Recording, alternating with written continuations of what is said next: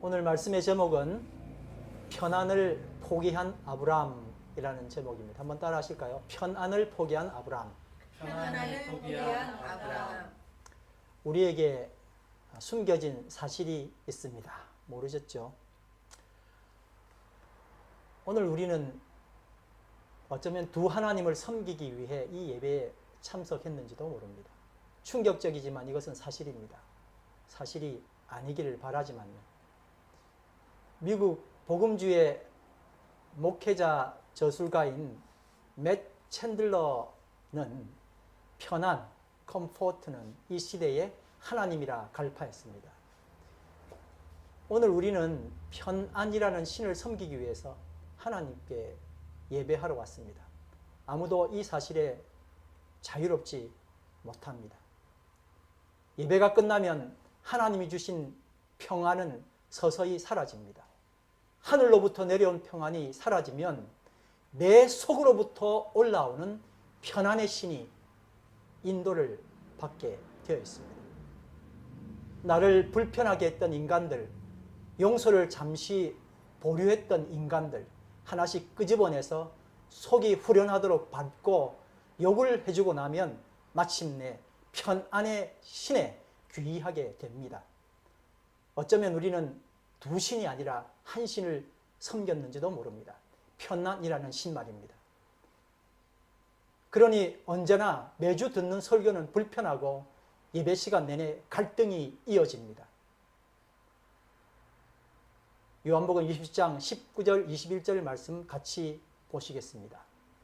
안식 후 첫날 저녁 때에 제자들이 유대인들을 두려워하여 모인 곳에 문들을 닫았더니 예수께서 오사 가운데 서서 이르시되 너희에게 평강이 있을지어다. 이 말씀을 하시고 손과 옆구리를 보이시니 제자들이 주를 보고 기뻐하더라. 예수께서 또 이르시되 너희에게 평강이 있을지어다.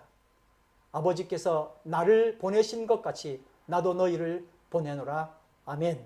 한번 따라하겠습니다. 너희에게 평강이 있을지어다. 평강이 있을지어다. 한 번 더 합니다. 너희에게 평강이 있을지어다. 있을지어다. 아멘. 아멘. 극도의 불안감으로 숨어있던 제자들에게 부활하신 예수님이 나타나셨습니다.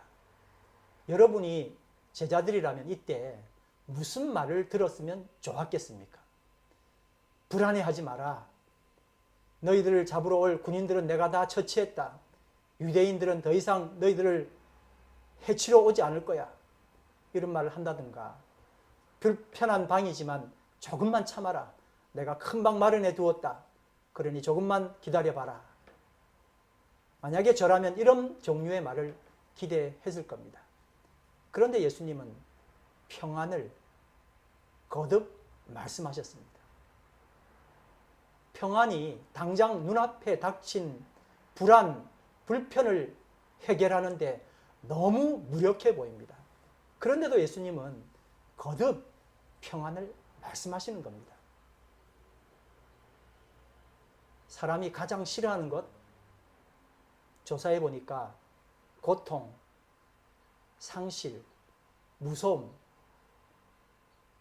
이런 것들이 있지만 대부분 심리학자들이 동의하는 답은 바로 불안이었습니다. 모든 질병의 90% 이상이 불안과 두려움 때문에 생긴다고 합니다. 제자들이 불안했던 이유는 무엇이었을까요?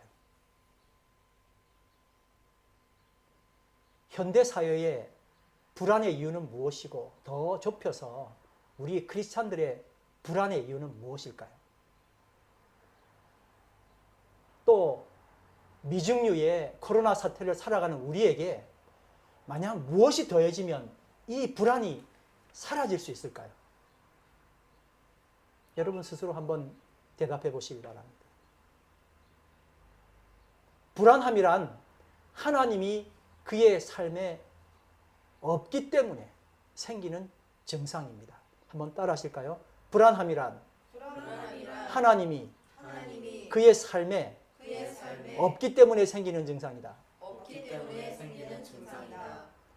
그렇기 때문에 불안함을 해결하는 길은 하나님을 두려워하며 경외하는 것입니다. 그런데 우리는 이 불안에서 해방되기 위해 평안을 기도하기보다는 편안함을 위하여 몸부림치는 기도를 드리고 있습니다. 사람이 절이나 교회나 어떤 종교적 힘을 빌려서 해결하고 싶은 가장 큰 요소가 뭘까요? 바로 불안에서 해방되는 겁니다. 그래서 도달한 결론이 바로 편안함입니다. 사탄의 속임수죠.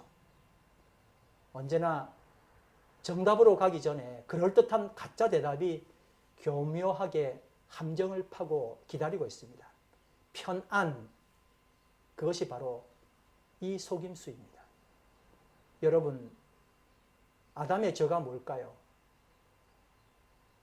아담과 하와의, 인류의 조상 아담과 하와의 죄가 무엇일까요? 하나님 안에 있는 평안이 아니라 하나님 없는 편안이었습니다.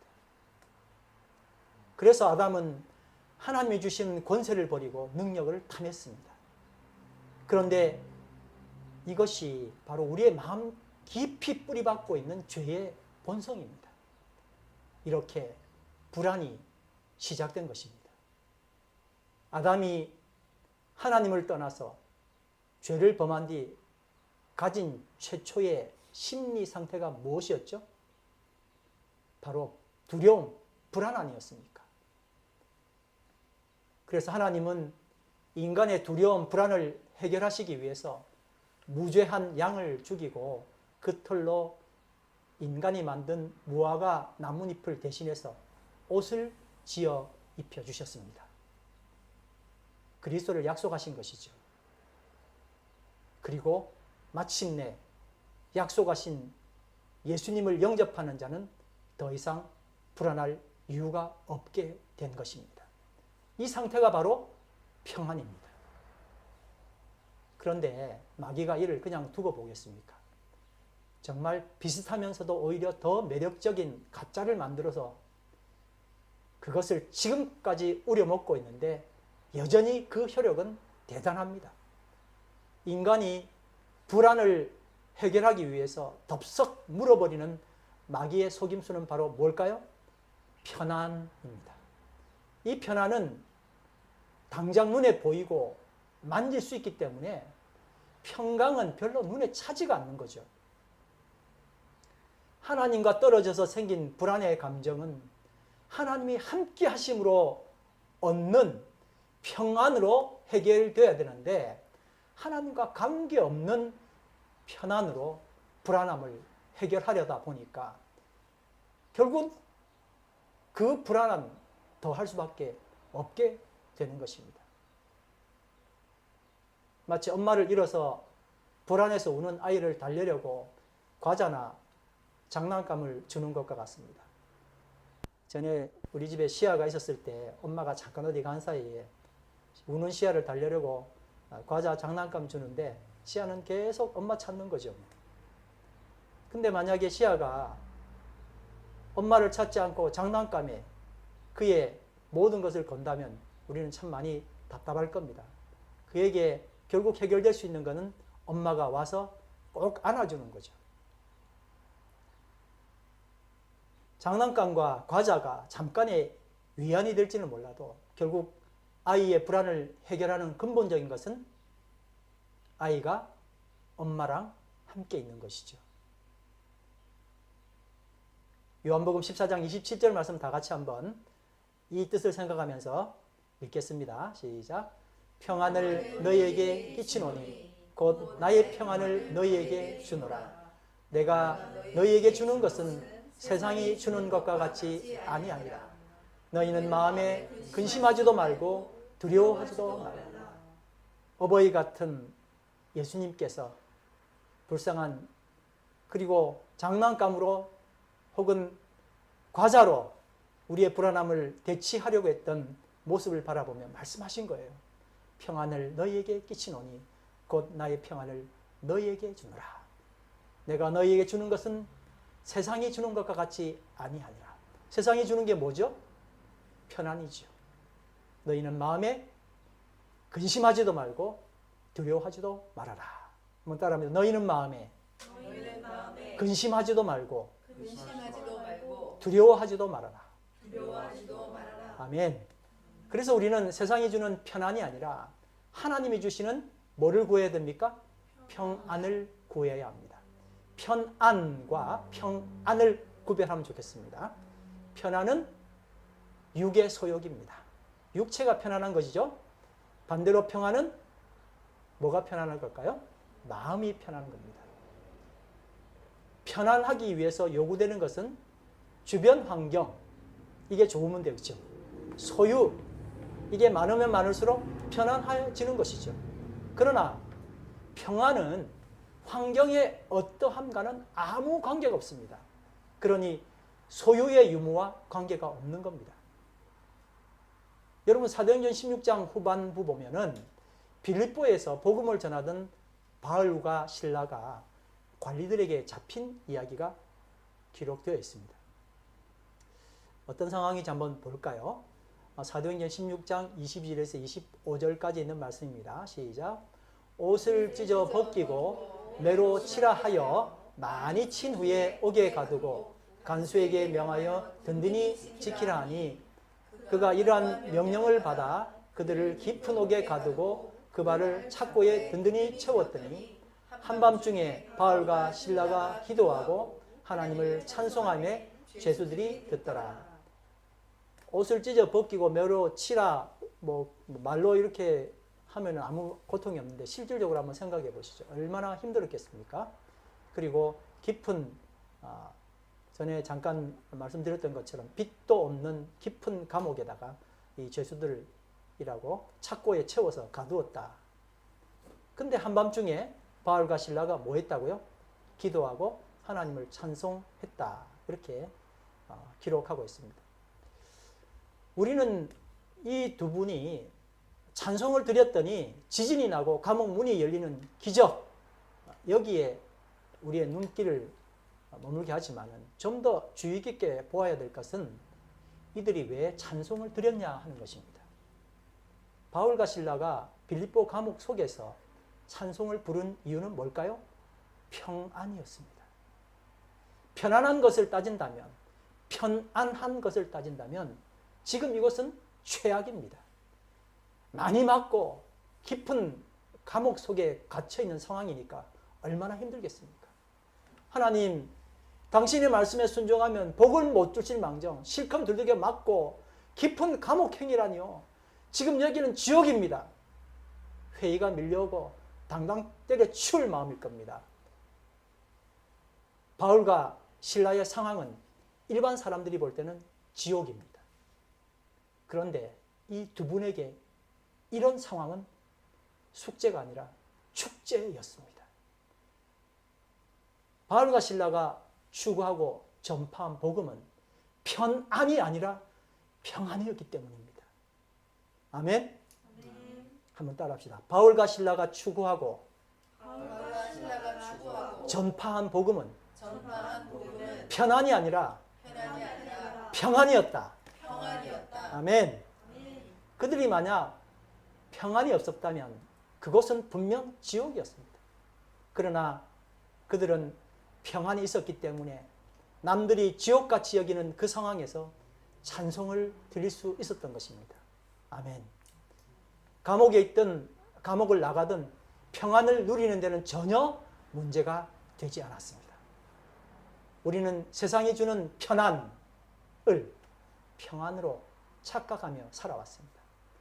개념적으로 편안과 평안은 차이가 있어 라고 그냥 구별하는 것으로 그칠 뿐 삶에는 아무런 영향을 주지 못했던 겁니다. 나를 불편하게 만드는 것은 모두 배척되었습니다. 그 이유는 편안의 반대도 불편이고 평안의 반대도 불편이라고 여겼기 때문입니다. 여러분, 편안의 반대가 불편임은 틀림없습니다. 그러나 평안의 반대는 뭘까요? 불편이 아니라 하나님 없음입니다. 한번 따라할까요? 평안의 반대는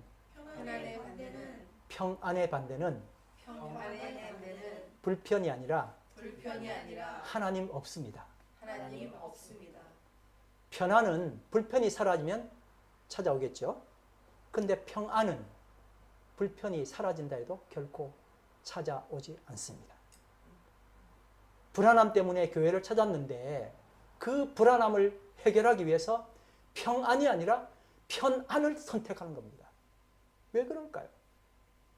편안함을 주는 설교, 편안함을 주는 기도, 편안함을 주는 찬양, 편안함을 주는 교회 환경에 너무나 많은 사람들이 물들어 있습니다. 그래서 불편한 교회를 선호하지 않습니다.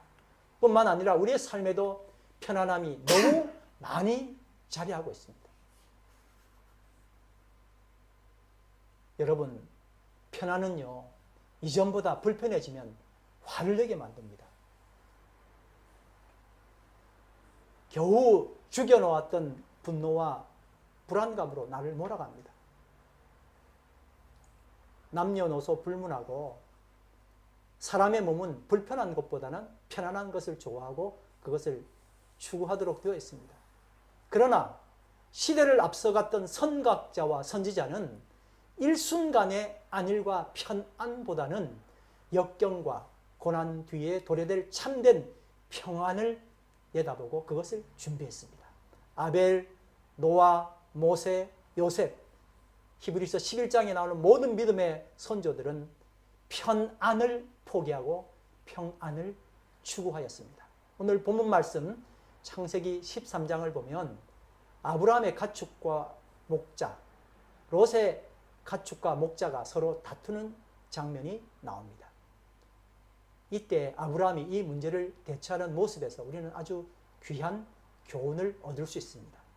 창세기 13장 8절, 9절 말씀 다 같이 한번 읽어보실까요? 아브라함이 롯에게 이르되 우리는 한 친족이라 나나 너나 내 목자나 내 목자나 서로 다투게 하지 말자. 내 앞에 온 땅이 있지 아니하냐. 나를 떠나가라. 내가 좌하면 나는 우하고 내가 우하면 나는 좌하리라. 여러분, 사실 아브라함은요, 이 제안을 함과 동시에 파괴적인 좌파, 우파 진영의 논리에서 희생양으로 전락할 위기에서 구원을 받았습니다. 한국 지금도 좌파, 우파가 계속 자기 진영 논리 이야기하고 한쪽이 우세하면 다른 쪽은 희생양으로 가지 않습니까?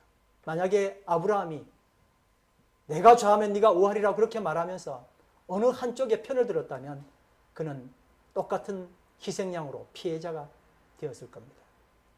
그런데 그는 이기적이고 계산적이고 땅의 논리인 좌파 우파가 아니라 하나님을 선택한 신파가 되었던 것입니다.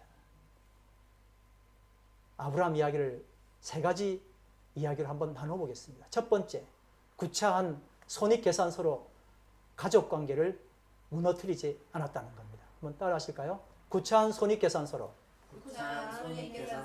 가족관계를 무너뜨리지 않았다. 즉 아브라함은 물질적인 이익 눈에 보이잖아요. 눈에 보이죠. 편안한 거잖아요. 이것보다는 하나님이 맺어주신 가족관계, 하나님이 묶어주신 가족관계가 더 중하다라고 생각하고 그것에 가치를 부여하였습니다. 이 세상에는요, 돈으로는 결코 살 수 없는 것들이 많이 있습니다. 생명이 그렇죠. 사랑이 그렇죠. 시계는 살 수 있지만 시간은 살 수 없습니다. 존경이 그렇습니다. 가족이 그렇습니다. 그런데 사람들은 결코 값으로 따질 수 없는 이 귀한 것들을 오히려 돈 때문에 잃어버리는 것입니다. 그러나 아브라함은 물질 때문에 가족을 잃는 어리석음을 결코 범하지 않았습니다. 둘째, 편안을 포기하고 평안을 선택했습니다. 한번 따라할까요? 편안을 포기하고 평안을 선택했습니다. 여러분 발음 잘 하셔야 됩니다. 편안을 포기하고 평안을 선택했습니다. 예. 그는 눈에 보이는 만족보다는 마음의 만족이 더 귀중한 가치였던 겁니다. 우리는 종종 겉으로는 참 좋은 일임에도 불구하고 행복한 마음이 생기지 않은 상황들을 만납니다. 반면 겉으로는 참 어렵고 힘들지만 마음은 계속 행복한 그런 상황도 만납니다. 아브라함은요, 겉으로 좋은 일을 포기하고 마음이 행복한 일을 선택했습니다. 그러나 롯은 달랐습니다. 어떻게 달랐을까요? 창세기 13장 10절 11절 말씀 같이 보실까요? 이에 롯이 눈을 들어 요단 지역을 바라본즉 소알까지 온 땅에 물이 넉넉하니 여호와께서 소돔과 고모라를 멸하시기 전이었으므로 여호와 동산 같고 애굽 땅과 같았더라. 그러므로 롯이 요단 온 지역을 택하고 동으로 옮기니 롯이 결국 어디까지 들어갔어요? 소돔 성까지 들어갔잖아요.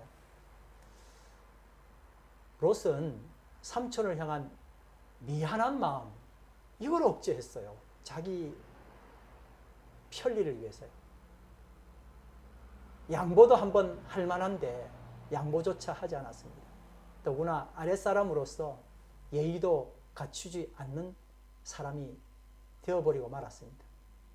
우리도 눈에 보이는 만족을 선택하기 쉽습니다. 눈 한번 질끈 감으면 앞으로의 행복이 보장될 거야. 마치 이번에 은행 한번 털고 모든 걸 청산하고 착하게 살 거야. 이렇게 말하는 은행 털이범에 중독되는 레파토리와 아주 흡사합니다. 뭘 청산합니까? 은행 털었으면 그거 다시 갚아야죠. 그렇게 롯이 좋게 본 것은 하나님이 좋게 본 것과 차이가 있었습니다. 롯은요, 좋은 땅을 보았잖아요. 근데 아브라함은 좋으신 하나님을 보았습니다. 롯은 무엇을 봤다고요? 좋은 땅을 봤다고. 아브라함은 뭘 봤다고요? 좋으신 하나님을 보았어요. 롯은 하나님께 구하는 기도를 드렸지만 아브라함은 하나님을 구하는 기도를 드렸습니다. 다시 말씀드리겠습니다. 롯은 하나님께 구하는 기도를 드렸지만 아브라함은 하나님을 구하는 기도를 드렸습니다. 한번 따라할까요? 롯은 하나님께 구하는 기도를 드렸지만 아브라함은 하나님을 구하는 기도를 드렸다. 아멘. 세 번째, 하나님 기준의 가치를 선택했습니다. 가진 자, 기득권자는 더 가지려고 합니다. 더 가지는 것이 세상의 가치 아닙니까? 더 가져야 더 높은 가치를 찾아갈 수 있으니까요. 그런데 여러분, 하나님의 가치는 양보, 포기가 가장 아름다운 가치입니다. 근데 이건 누가 알아주지도 않습니다. 눈에 보이는 이익도 없습니다. 그렇기 때문에 양보는 가장 아름다운 용기입니다. 네가 좌하면 나는 우하고 네가 우하면 나는 좌하리라. 아브라함의 이 결단은 연장자, 기득권자가 세상의 가치관이 아니라 하나님 앞이라는 코람데오의 가치관으로 사는 것이 어떤 것인지를 보여주는 아주 좋은 예입니다. 나이든 권사님, 나이가 들었으니 장로님, 뭘 했으니 목사님이 아니라 하나님이 기뻐하시는 최고의 가치관, 연장자이기 때문에, 기득권자이기 때문에, 그래서 세상의 가치관으로 뭘 가지는 것이 아니라 양보하는 것, 하나님이 가장 기뻐하시는 것입니다. 아브라함은 기득권을 행사하고 연장자의 권리를 행사함으로 능력을 취할 수 있었습니다. 그런데 양보하고 포기함으로 능력이 아닌 권세를 누리게 되었습니다. 포기를 해야만, 편안을 포기해야만 평안이 찾아옵니다. 아무도 편안을 통해서 평안을 취할 수 없습니다. 결코 이 거짓 꿈은 이루어질 수 없습니다. 골로새서 3장 15절 말씀입니다. 다 같이 한번 읽겠습니다. 그리스도의 평강이 너희 마음을 주장하게 하라. 너희는 평강을 위하여 한 몸으로 부르심을 받았나니 너희는 또한 감사하는 자가 되라. 아멘, 아멘. 오늘 코로나 시대를 살아가는 우리의 세상은 모두 불편투성입니다. 그러니 편안을 위한 기도를 드리기 쉽습니다. 그러나 세상의 편안이 아니라 그리스도의 평강을 구해야 합니다. 우리는 평강을 위하여 한 몸으로 부르심을 받은 성도임을 잊지 말게 되길 바랍니다. 오늘 금주의 암송 말씀 다 같이 읽겠습니다. 다 같이 시작. 내 앞에 온 땅이 있지 아니하냐. 나를 떠나가라. 네가 좌하면 나는 우하고 네가 우하면 나는 좌하리라. 내 평생에 가는 길 가사를 생각하시면서 찬양 드리겠습니다.